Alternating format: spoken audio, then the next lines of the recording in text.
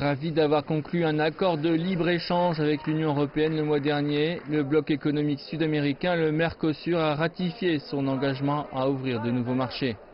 C'est un signe clair pour le monde concernant le fait que nous voulons que le Mercosur soit ouvert, compétitif, dynamique, engagé envers l'intégration et le commerce avec des règles claires sur l'investissement et les affaires.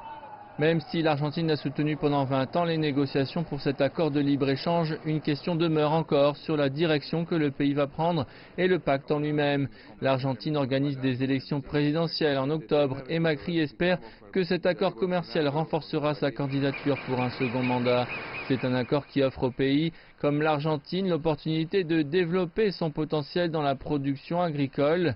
Enrique González Quiz est l'un des plus importants éleveurs de bovins dans la province de Santa Fe. Pour lui, son pays n'est pas prêt à répondre à une soudaine augmentation de la demande des exportations à cause des politiques commerciales qui changent constamment en Argentine.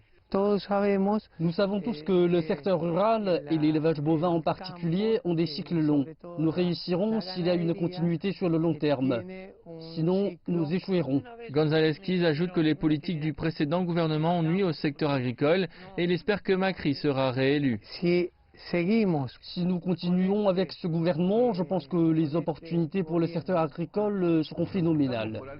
Mais les sondages donnent Macri au coude à coude avec Alberto Fernandez. Ce dernier a été critique envers les termes de l'accord de libre-échange avec l'UE et il pense qu'il affectera le marché du travail. Le chef de l'Union, Rubén Cortina, s'attend à ce que l'opposition essaie de renégocier cet accord s'il remporte les élections.